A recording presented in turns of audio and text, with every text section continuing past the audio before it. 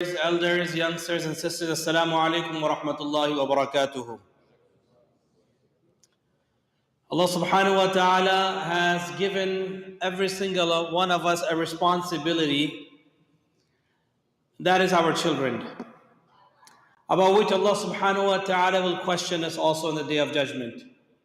Ala kullukum ra'in wa kullukum mas'ulun an ra'iyatihi. Our children, they are our greatest asset. And obviously when they go through different phases of their lives, there comes a phase in their life when they are ready to move forward and begin their own family. So as a father, what do you give to your son on his wedding day as a gift? A Mitsubishi Lancer, a nice Toyota Camry, Honda Accord, or do you give him the ever useful toaster? Allama ibn Abdul Qayyum rahimahullah, when his son was getting married, he thought to himself, what could be the best gift that I can give to my son? And he was in this dilemma, what to do, and kept on thinking and pondering. Then it came to his mind, he lit his candle, he took his pen, and started writing a book to gift his own son and daughter-in-law about marriage, subhanallah. And he named the book Tuhfatul Wadud bi Ahkam al-Mawlud. The best gift, and which has the highest value and is priceless. And today we find many books like this. See, many a times, brothers and sisters, we hear about respect due to parents, because it is often parents who are speaking, who are handling every single matter about their children. And obviously, if we go back in time ourselves, and if we see what my childhood was, and how was my interaction with my parents, I am to evaluate myself. For instance, if my parents didn't understand the Islamic values and I know, do I follow the tradition or do I keep the deen in front of me to protect myself and my children? It all depends how we were raised. Because Allah subhanahu wa ta'ala in Quran, Allah commands in Surah Al-Tahrim, O you who believe, protect yourselves. Ya ayyuhal ladhina amanu qu anfusakum wa ahlikum nara wa quduha an-nasu wal hijaratu alayha. Your families from fire whose fuel is people and stones. Allah is saying this in Quran. And obviously we are commanded by Allah subhanahu wa ta'ala to save ourselves first and our families. So my child, if I look at the system, going to school 8 hours a day, and whatever my child learns from the school, all the teachings in a public school, how much am I getting out of my child on a daily basis? That what has he learned? And if something is wrong in what he is learning, who is correcting my child? And many of our children, they might come and ask us a question about the rainbow flag. What values am I giving to my child? You know, even, I don't know if you saw in the news, Qatar, the FIFA World Cup is taking place in Qatar this year. And the government, they announced specifically those who carry the rainbow flag. Every country has their own rules and regulations.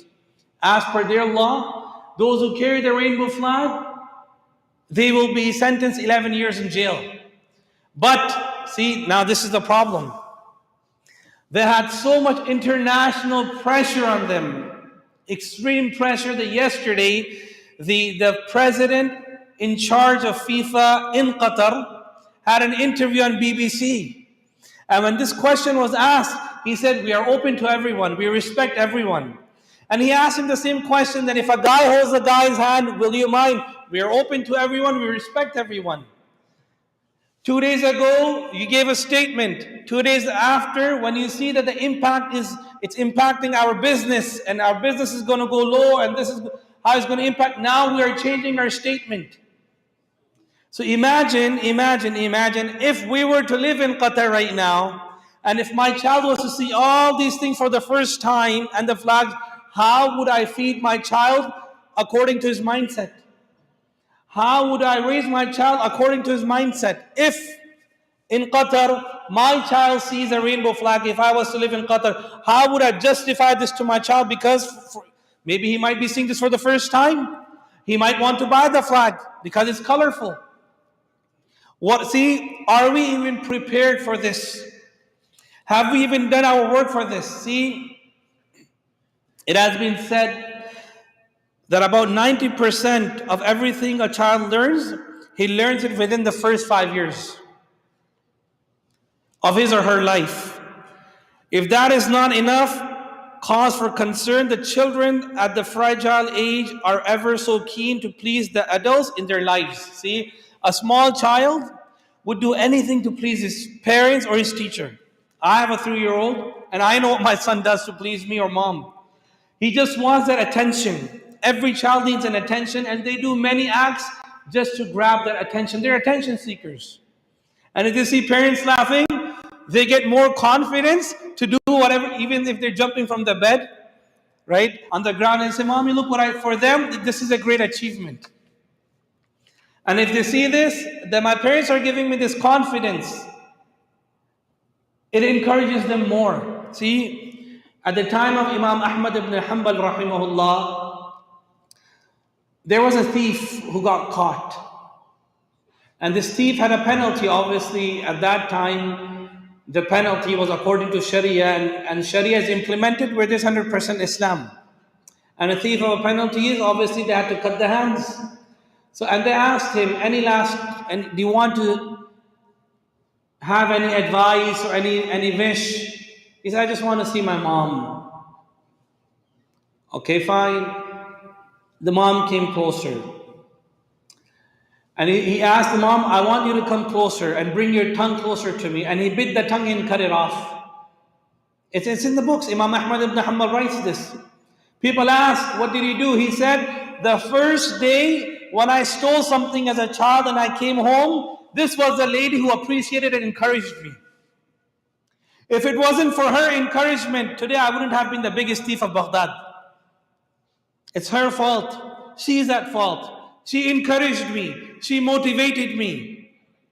She appreciated me. It's because of her. As a parent, subhanAllah, if my child recites Quran, how much am I appreciating my child?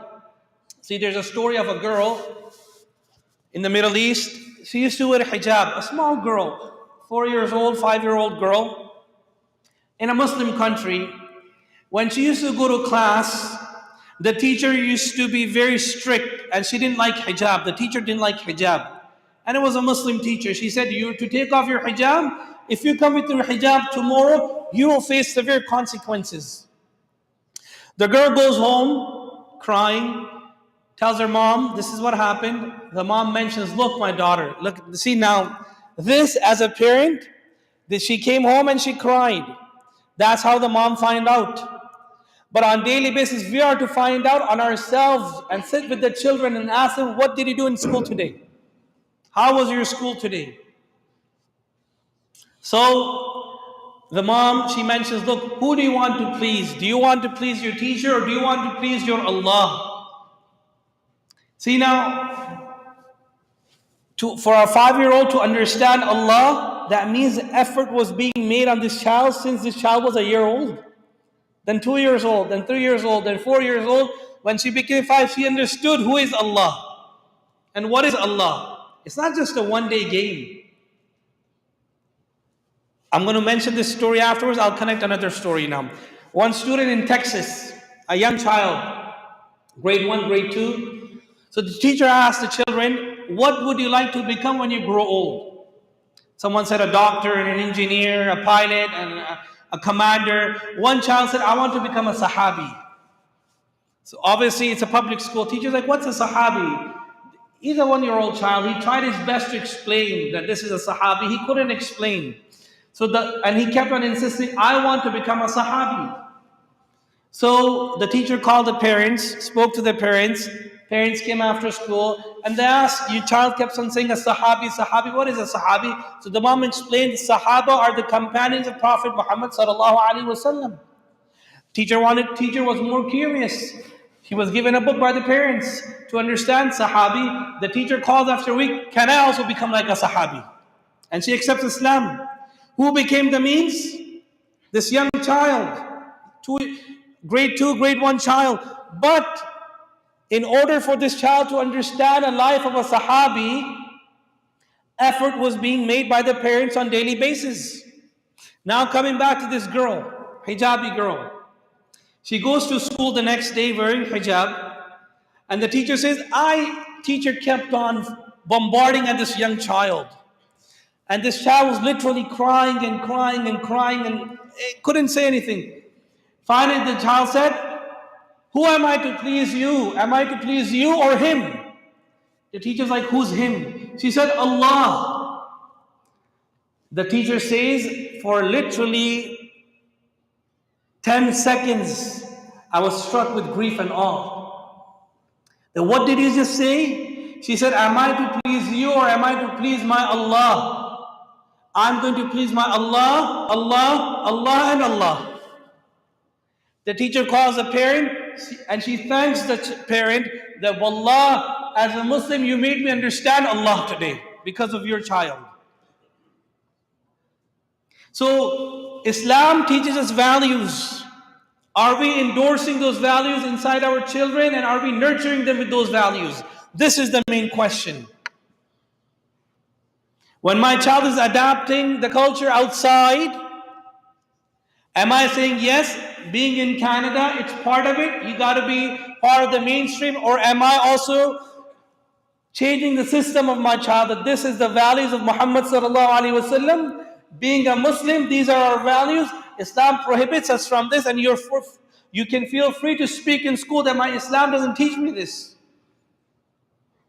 My parents have taught me not to be associated with this type of culture, And believe me, the more flexible we're going to be, the more flexible they will be with our children.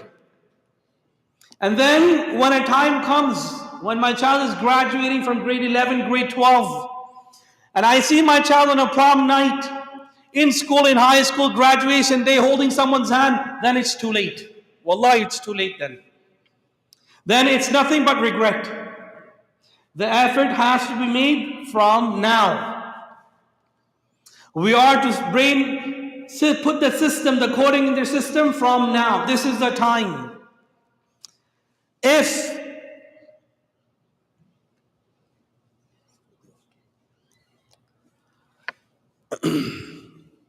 So, understanding that what Allah subhanahu wa ta'ala has given us. See, Nuh alayhi salatu wassalam, Allah mentions in the Quran, he made an effort and he tried his best.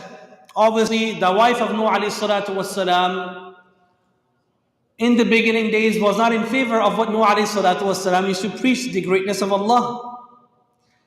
Because of which he lost his own child, Canaan. When he's telling his child, oh my son, nobody's going to protect you today except Allah. Come on my boat and you will be protected. This storm is not going to leave anyone today. He says, oh my father, Sa'avi ila jabali ya'asimuni min al-ma. I'll run on top of a mountain, Dad. Don't worry. I'll be protected. Then father says, La asim al-yawm min amri Allahi illa man rahim. No one's going to protect you today, my son, except the mercy of Allah. So then obviously Canaan was no more. But as a parent, we have to understand our responsibility. See, televisions and public schools, they spread sometimes, not sometimes, most of the time, subliminal messages. You can see so many subliminal messages. See, you are to monitor what your child is watching also. I don't know, if I speak about different companies, I'm on camera, they might file a lawsuit that Sheikh Nabil is speaking against Disney or this and this or this. But you have to be careful as a parent, what my child is watching and what subliminal messages am I getting through that. And I'll be open. If you would have watched The Lion King, the older version, the one in the 90s, I watched it. I didn't realize it. But when you see Simba sitting outside, restless, there's a big subliminal messages being given in the sky through the stars. And it's a very bad subliminal message. There's so many other cartoons like this where you get so many subliminal messages. So what's a subliminal message? Okay, for a child, a subliminal message is your mind reads it and it slowly penetrates inside your heart. And when you grow older, then you say, oh, this is what it meant. You'll pass by it, whatever the message is. It could be the letter S. It could be any letter. It could be any word.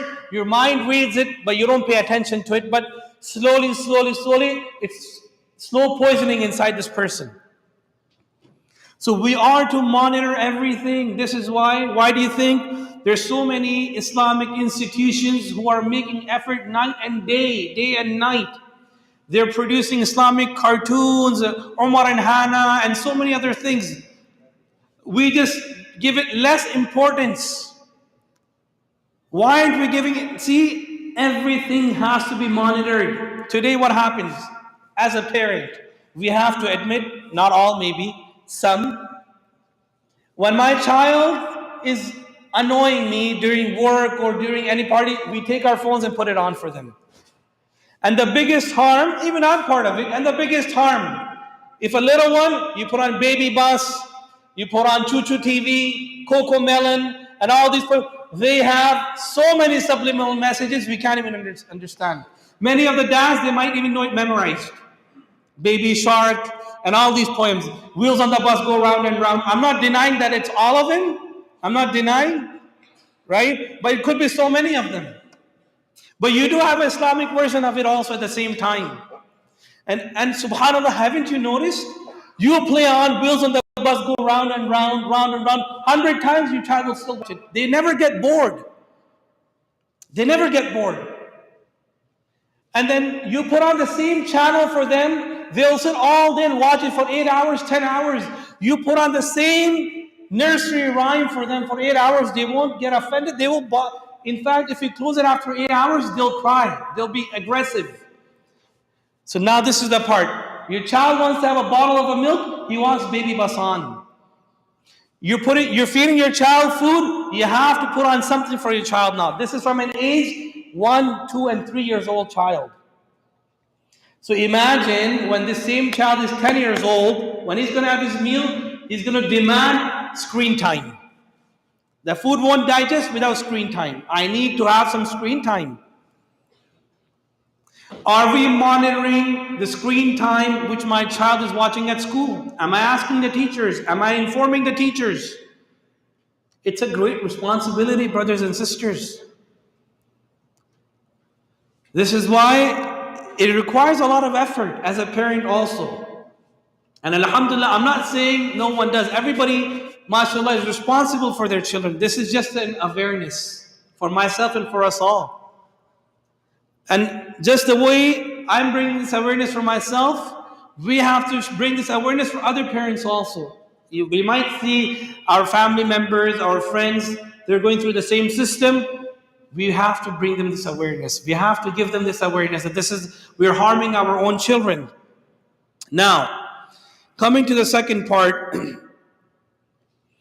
Ibn Mubarak rahimahullah, he mentions that these children are dearer to me than other children also.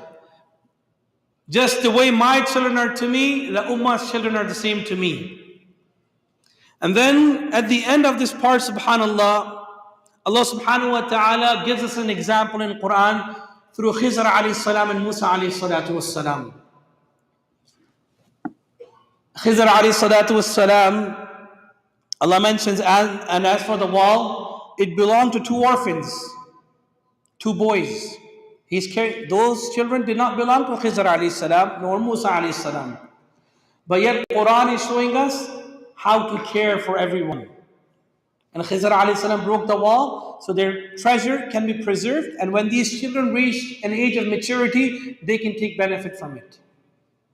So now, as a parent, the benefits which we have given to our children, We have to make them realize that you have to earn it. Make them earn it. How do you make them earn it? Let's say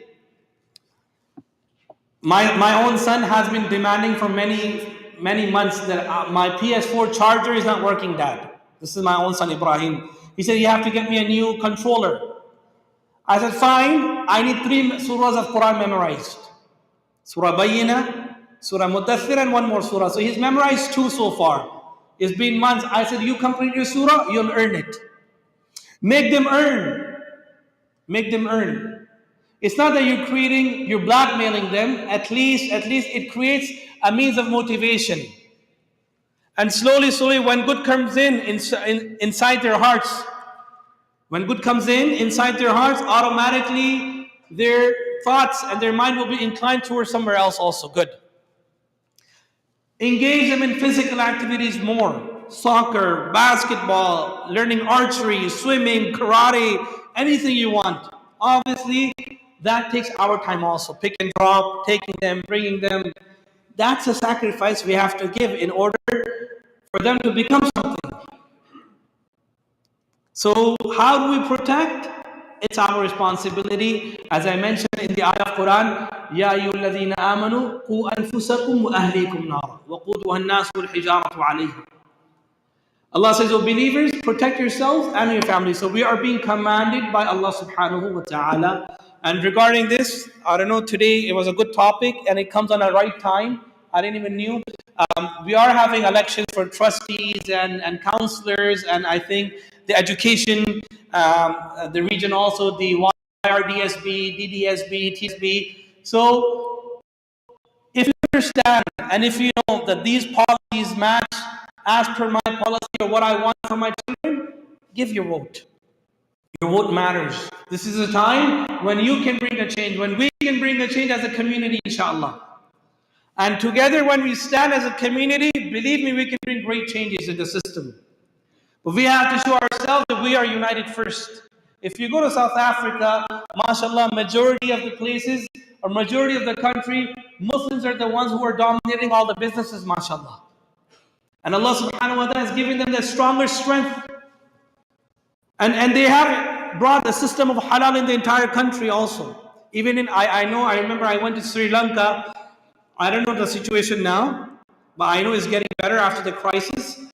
But in 2013, when I went, every restaurant you went was 100% halal certified. You went to McDonald's, you went to KFC, even though Muslims were in minority. But they showed their unity, so they changed the system of the entire country that every restaurant had to adopt halal. Nothing but halal meat. So we as one ummah, as one community, inshallah, can bring that change, inshallah. Are we ready for this, first of all? Inshallah, say inshallah loud, inshallah. That's the spirit, inshallah. May Allah give us all the tawfiq. Subhanallah bihamdi. I think brother has given me this dua for brother Ali, father of Maryam Shakir, who is on a sick bed.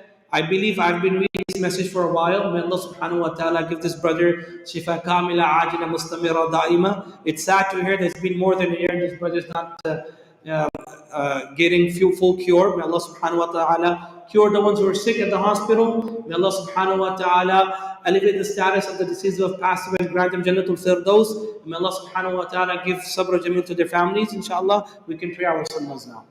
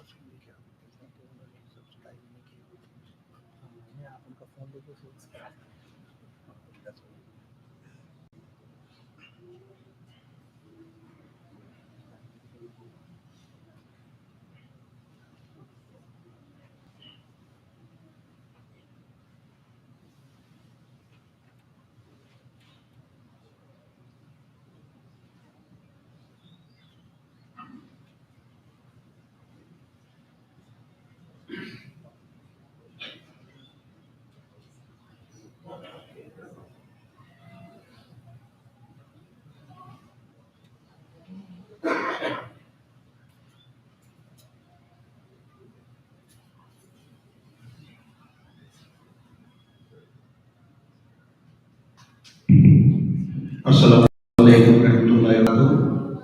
Bismillahirrahmanirrahim. Today we have a guest in relation to the upcoming elections in the city of Markham and the York region. So to introduce and invite the first guest, I will call upon Brother Khalid Usman. Please come and introduce the guest.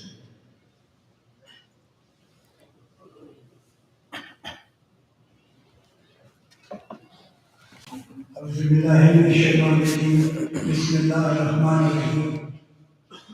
My dear brothers and sisters, it is a great pleasure for me, just so that you know, I'm not running, but I have my friend and my mayor who is running for this election. And I just want to take a few minutes to introduce him. You know, when you're doing the political campaigns, you really don't get the gist of who the person is that you're going to be thinking to vote. But this man, I take a lot of pride in calling him my friend because he's not just my friend. Actually, he's a friend of the community. He's a friend of the Muslim community, and he has actually demonstrated. You know, when we were thinking of having a mosque, this mosque built, it wasn't supposed to be here. As I'm sure over the years you've heard, it was supposed to be in Williamson, which was a small 2-acre land.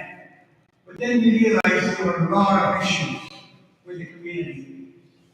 And this, the mayor normally don't get involved because, you know, but he, as a friend of our community, got involved. He didn't run away. He didn't say it's not my problem, but he was there to support the community. And not only did he help us in getting this property, as you know, it's 77,000 square feet.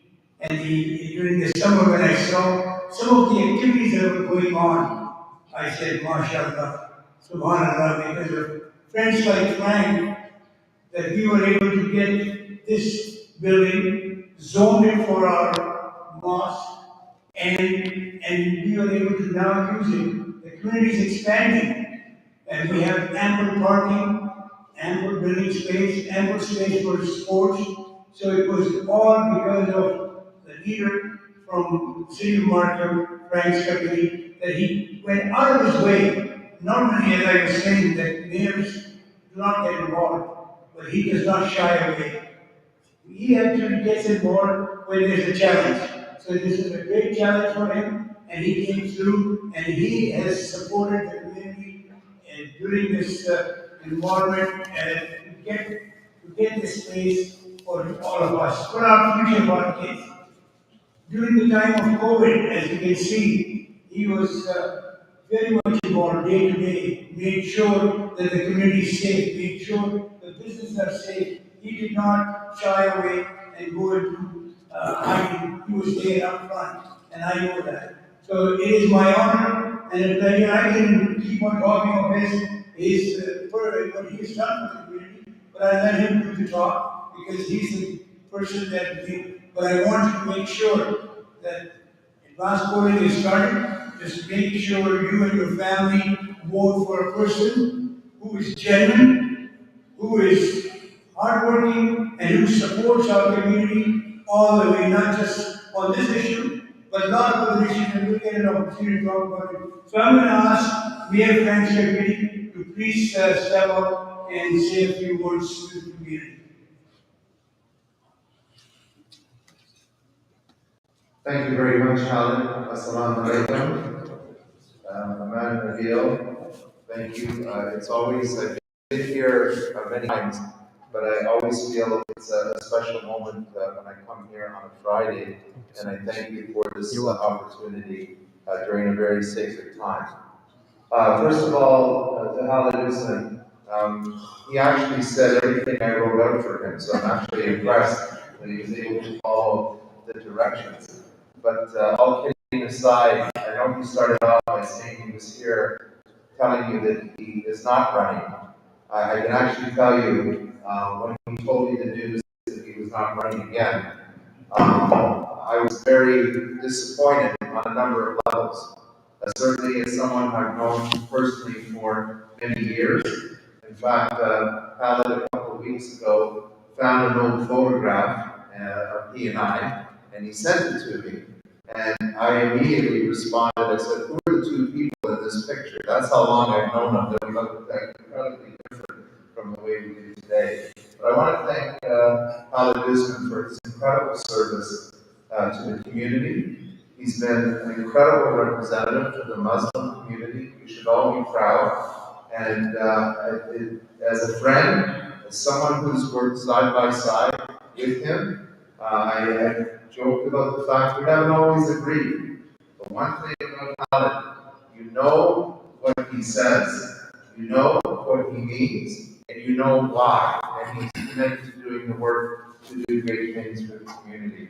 So, Helen, I wish you and your family the very best, and thank you for the incredible leadership that you've shown for almost 14 years on our council.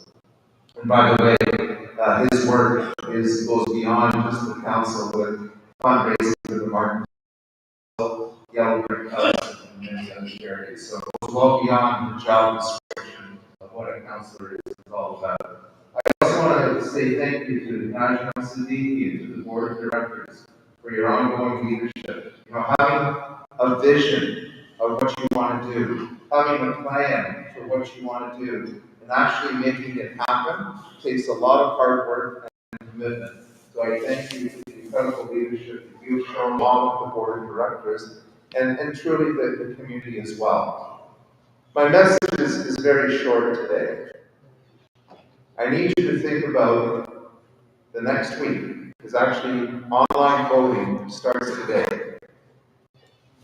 I know that some of you may have never voted before, because maybe you felt, well, my person I support is probably going to win, so they don't need my vote, because they're probably fine. Or maybe you just didn't feel compelled that these issues locally are that important to you. I'm going to ask all the brothers and sisters today to please, it takes less than 10 minutes on the online voting, to please vote. And if you care about the Muslim community, if you care about the city of Markham, I'm asking you to do it because I want you to send a strong message. A strong message to the whole council, a strong message to the community, and truly speak up by using your vote. And you may say, well, why are you asking us to speak up?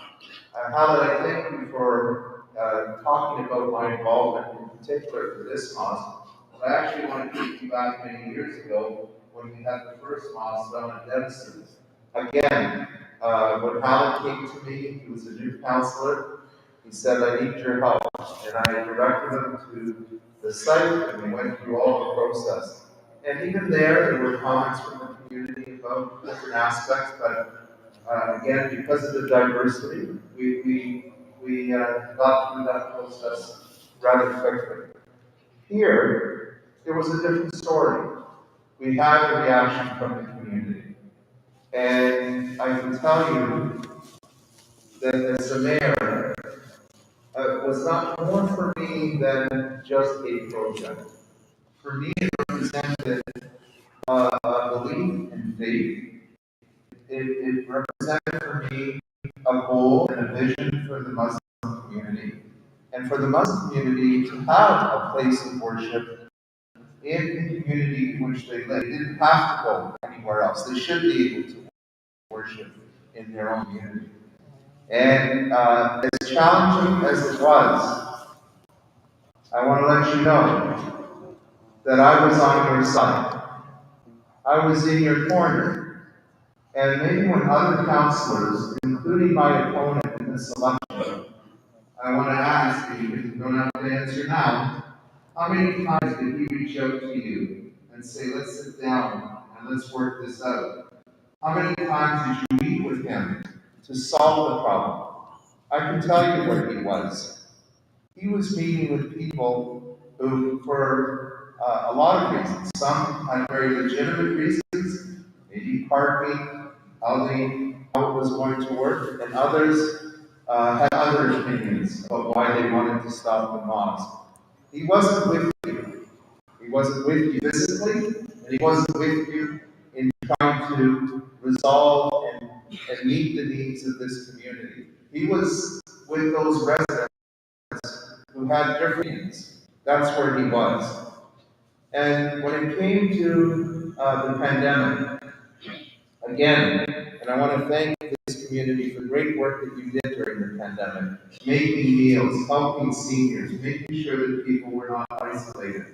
I can tell you, I think the test of leadership, it's easy to say something. You know it here, it's easy to say something. But to make something happen, to do the work, takes a big commitment. And I can tell you through the pandemic, I showed up for work every day. I communicated with the residents, with the community, with the business community, to let them know the most current information so that you could stay safe. I spoke up for small businesses when they were putting restrictions on the restaurant owners, the retailers, and the big box stores were allowed to open and operate without the same restrictions. I spoke up for the businesses. This is not fair. Where was my opponent? How many times did he speak up? What did he do to protect your safety and your health in this community? And then one last point. I think the lines were very clear when we had to deal with the raising of the flags, international flags, at the Civic Center. Some members of our community spoke out and said, we should not be doing that. You shouldn't be supporting foreign countries by raising the flag at the Markham Civic Center. Again, I was on your side. In fact, I'll say I was not only on your side, I was in your corner, because it's with great pride and valid as my witness. Every time there's been a new Consul General for Pakistan here in Toronto, the first words is welcome, and the second words from me is, you better not move the Pakistani flag celebration to any other city hall, because it's with great pride that we raise the Pakistani flag here at the Civic Center. My opponent voted with just a few residents who spoke out. He voted with them to stop raising the flags. And truly, they missed the point, because they were making the point that we're raising the flag and supporting foreign countries and whatever they might be doing. The reason that we raise the flag, the Pakistani flag, the Indian flag, the Jamaican flag, all the flags that we raise, is to recognize the people who live in this community, who are making a contribution to our community, and indeed have made Canada the best country in the world. And that's all of you. And I want to finally say to all the young brothers, to all the young sisters that are here, I want you in the city of Markham, and as the mayor, I say to you, I want you to be proud of your heritage. Never be ashamed, never be embarrassed, because actually in your faith, in your tradition and culture, I have to tell you that I have been inspired by everything that you do. So please, between now and the 24th, decide whose corner are you going to be in. Because if you don't make the right decision, you may find in the future you're going to be standing alone, and that the mayor, whoever that might be, will not be with you. But as long as I'm the mayor of the city of Markham, I will be with you, and I thank you for the opportunity to be here today. Thank you, Mr. Franz Kapiti. We do understand, realize some people are becoming impatient and go back to work, but believe me, this is the good opportunity for our community to talk to the candidates directly and ask questions and get the answers rather than going individually or whatever. Thank you for your patience. Now we have another guest Sister Maria Armstrong. We have not given the podium, she's on the sister side, but I'll quickly read through her biodata, and you can talk to her on the way out, and they'll be distributing flyers. As well as you have any questions, you can ask them. I'll quickly read through Sister Maria Armstrong's biodata. She was elected as a regional counselor from 2014 to 2018. She is a recipient of 3 Jubilee medals. She has been serving the community for 30 years and more. She made a motion to bring back Brother Khalid Usman as acting counselor for Ward 7. She is a lawyer for 37 years. She co-chaired the York University Markham campus, which is scheduled to open in 2024. She sat on several race relations committees. She is standing outside after the prayers, and you can talk to her, and they will distribute the leaflets. Now, very quickly, few housekeeping announcements. Last year, denomination was $2,707. Zlata had with an open and generous contribution. Our weekly Quran Kursi program will continue tonight as a mission after Isha Salah. Community dinner. Please mark your calendars for a community dinner with prominent community leaders and dignitaries on Saturday, November the 12th. Further information and tickets will coming soon, inshallah. Salah time change. Please note Salah time change from tomorrow, Saturday, October the 15th for Fajr, Asr and Isha Salah. New times are Fajr at 6:40 a.m., Asr at 5:15 p.m. and Isha at 8:15 p.m. Thank you very much again, Jazakallah khair, for your patience. الله أكبر الله أكبر الله أكبر الله أكبر أشهد أن لا إله إلا الله أشهد أن لا إله إلا الله أشهد أن محمدا رسول الله أشهد أن محمدا رسول الله حي على الصلاة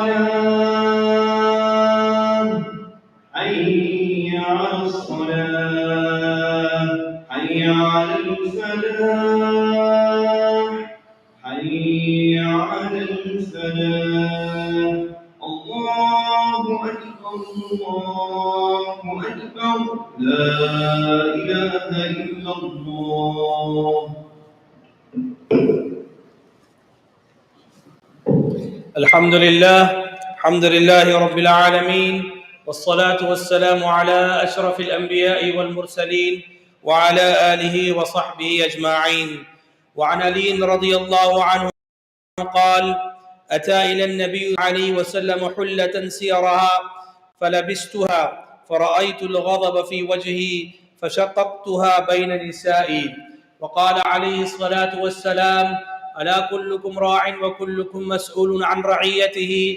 وقال الله تعالى في الكتاب المجيد: يا أيها الذين آمنوا قوا أنفسكم وأهليكم نارا وقودها الناس والحجارة عليها ملائكة غلاظ شداد لا يعصون الله ما أمرهم ويفعلون ما يؤمرون. بارك الله لنا ولكم في القرآن المجيد ونفعنا وإياكم بالآيات والذكر الحكيم. إنه تعالى جواد كريم ملك بر رؤوف رحيم فاستغفروه إنه هو الغفور الرحيم.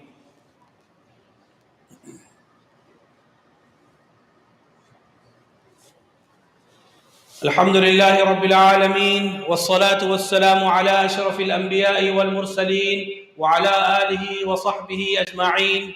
أما بعد، فقد قال الله تعالى: إن الله وملائكته يصلون على النبي يا أيها الذين آمنوا صلوا عليه وسلموا تسليما. اللهم صل على سيدنا محمد وعلى آل سيدنا محمد وبارك وسلم. اللهم انصر الإسلام والمسلمين. اللهم أعز الإسلام والمسلمين. اللهم انصر من نصر دين محمد صلى الله عليه وسلم. اللهم ارحم أمة محمد صلى الله عليه وسلم. اللهم اغفر لأمة محمد صلى الله عليه وسلم. إن الله يأمر بالعدل والإحسان وإيتاء ذي القربى وينهى عن الفحشاء والمنكر والبغي يعظكم لعلكم تذكرون. اذكروا الله العظيم يذكركم وادعوه يستجب لكم ولذكر الله أكبر والله يعلم ما تصنعون. أقيموا الصلاة. Brothers at the back, if you can please keep moving forward and fill in the gaps. Please, we're running short of time. Just please keep moving forward. Inshallah, we'll call the Iqamah. الله أكبر الله أكبر أشهد أن لا إله إلا الله أشهد أن محمدا رسول الله والصلاة حي على الفلاح قد قامت الصلاة قد قامت الصلاة الله أكبر الله أكبر لا إله إلا الله. استووا استقيموا واعتدلوا. الله أكبر.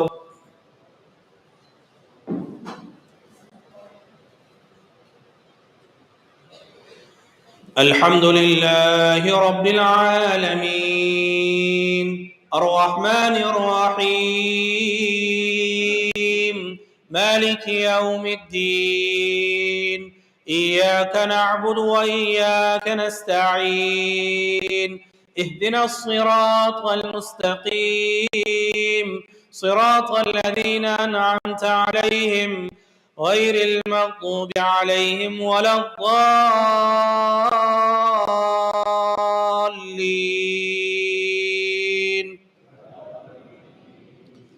هل أتاك حديث الغاشية وجوه يومئذ خاشعة عاملة ناصبة تصلى نارا حامية تسقى من عين آنية ليس لهم طعام إلا من ضريع لا يسمن ولا يغني من جوع وجوه يومئذ ناعمة لسعيها راضية في جنة عالية لا تسمع فيها لاغية فيها عين جارية فيها سرر مرفوعة وأكواب موضوعة ونمارق مصفوفة وزرابي مبثوثة.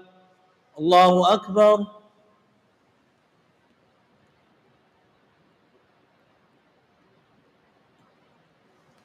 سمع الله لمن حمده. الله أكبر.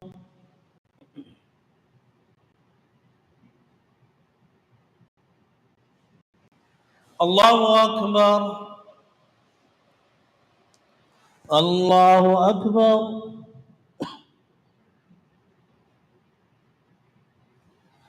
الله أكبر. الحمد لله رب العالمين الرحمن الرحيم مالك يوم الدين إياك نعبد وإياك نستعين اهدنا الصراط المستقيم صراط الذين أنعمت عليهم غير المغضوب عليهم ولا الضالين.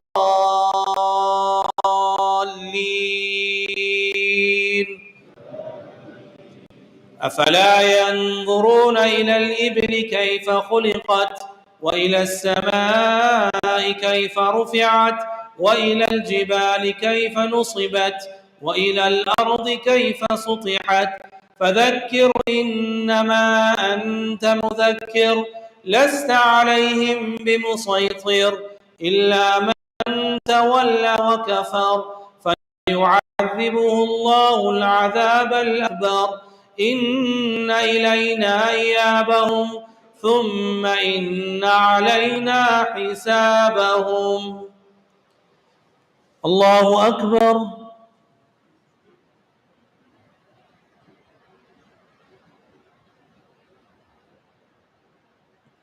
سمع الله لمن حمده.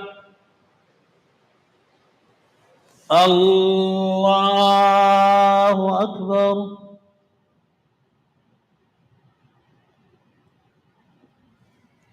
الله أكبر. الله أكبر.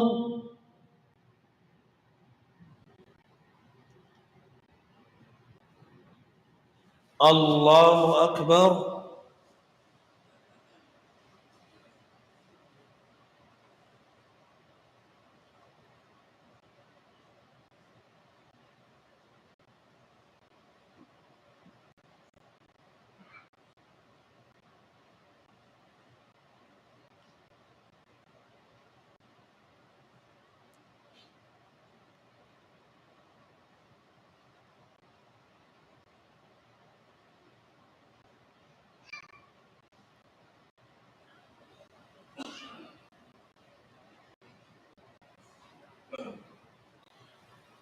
السلام عليكم ورحمة الله.